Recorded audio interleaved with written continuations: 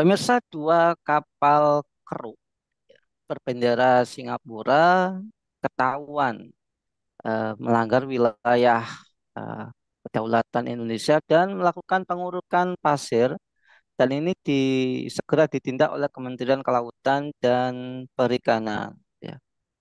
Nah, Direktur Jenderal Pengawasan Sumber Daya Kelautan dan Perikanan, Bung Nugroho Saksono, mengatakan kapal tersebut bisa mengambil 10.000 meter kubik pasir dalam 9 jam. Nah, fenomena apakah ini dan kenapa ini terus berlanjut? Untuk membahasnya kami terhubung dengan Direktur Fakta, yakni Bung Erwin Permana. Assalamualaikum Bung Erwin. Waalaikumsalam warahmatullahi wabarakatuh. Bung Nanang. Alhamdulillah. Nah, Bung Erwin, ini ya pengerukan. Kalau yang dikeruk itu pahala enggak masalah gitu ya. Ini yang dikeruk ini pasir ya, pasir dari wilayah Indonesia, dan dulu kabarnya ditaruh di wilayah Singapura sehingga memperluas wilayah daratan Singapura. Nah, bagaimana menurut Bung Erwin terkait dengan fenomena ini, Bung? Ya, mengeruk pasir kita, apalagi itu pasir pantai, itu merupakan mengeruk kedaulatan kita. Sebab bagaimanapun Indonesia itu merupakan negara kepulauan. Negara kepulauan itu, yang namanya pulau itu rawan tenggelam ketika pasirnya dikeruk terus gitu. Artinya, ketika ada proses pengerukan dilakukan, apalagi dilakukan oleh kepentingan asing sama dengan menyerahkan kedaulatan negeri ini kepada asing itu.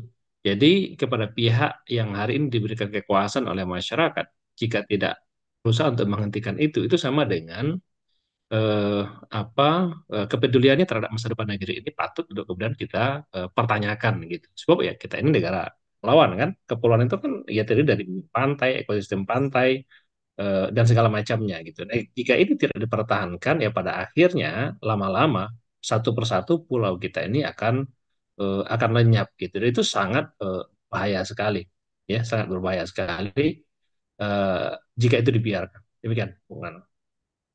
Ya, Bung Erwin, apakah memang kebijakan ini disahkan oleh pemerintahan Presiden Jokowi? Ya, katanya ini setelah 20 tahun dilarang kok diizinkan lagi. Apakah ini ada bau-bau oligarki ya yang menguasai negeri ini, Bung Erwin? Ya, begitu yang dikeluarkan melalui kebijakan Jokowi tahun 2023 ya. Eh, tahun 2000 tahun lalu ya, di mana kita juga sempat heboh berkaitan dengan pelarangan ekspor pasir tapi kemudian dibuka oleh rezim Jokowi. Kita sudah 20 tahun kok dilarang ekspor pasir dari tahun 2002 ya, dilarang ekspor pasir kemudian tahun 2022 dibuka kembali oleh Jokowi. Apa alasan pelarangan ekspor pasir di masa itu? Alasannya adalah memang karena ingin menjaga kesehatan ekosistem pantai supaya tidak terjadi abrasi pantai, supaya tidak terjadi kerusakan ekosistem pantai, ekosistem laut juga, terumbu karang, dan seterusnya. Dan itu juga akan berdampak secara sosial ekonomi terhadap masyarakat pantai. Ya, penghasilan masyarakat pantai, penghasilan nelayan itu pasti dengan sendirinya juga nanti akan berkurang. Ya, mereka untuk mencari laut yang mau tidak mau harus ke tengah-tengah laut lagi, yaitu pasti membutuhkan cost di situ, membutuhkan biaya di situ gitu. Nah, ini kan akhirnya akan menjadi beban bagi masyarakat pantai. Itulah kenapa kemudian dilarang pada tahun 20 tahunan yang lalu itu. Tiba-tiba kemudian sekarang dibuka lagi. Ya, ketika kondisi masyarakat pantai hari ini juga tidak sedang baik-baik saja secara perekonomian dan atas alasan apa, ini kemudian dibuka. Kalau kemudian ada satu hipotesis yang menyebut bahwa ini merupakan karena alasan oligarki, ini kan ada tekanan oligarki, saya kira dapat dibenarkan secara rasional. Ya, secara rasional ini bisa dibenarkan. Sebab ini kepentingan siapa? Kepentingan rakyat, jelas bukan. Kepentingan masyarakat pantai, jelas bukan. Kepentingan siapa? Ya, kepentingan petani juga bukan gitu.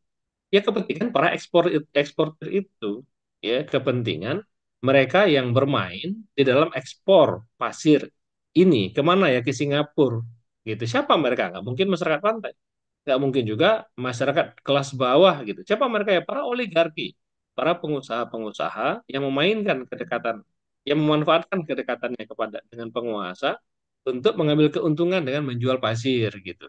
Ya, ya, kita tahu bagaimana kong kali kong antara penguasa dan pengusaha di negara ini. Penguasa butuh pengusaha untuk support kegiatan politiknya, ya, sedangkan eh, pengusaha butuh penguasa untuk melancarkan aksi-aksi bisnisnya. Jadi ketika ada satu pengusaha yang berkuasa, satu penguasa yang berkuasa, ya tentu pada akhirnya sang pengusaha ini meminta kompensasi, ya, meminta semacam privilege untuk kemudian mereka bisa memanfaat, bisa mendapatkan lebih banyak lagi benefit gitu. Demikian, Bung. Ya, Bung Erwin terakhir, Bung. Bagaimana konsep Islam terkait penjagaan ekosistem laut? Ya, pertama kan kalau dikeruk terus ini bisa terjadi kerusakan ekosistem laut. Bagaimana, Bung?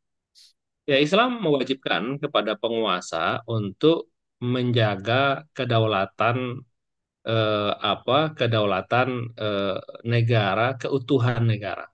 Ya, Islam mewajibkan kepada penguasa untuk menjaga keutuhan negara. Menjaga perbatasan itu sangat sangat penting sekali.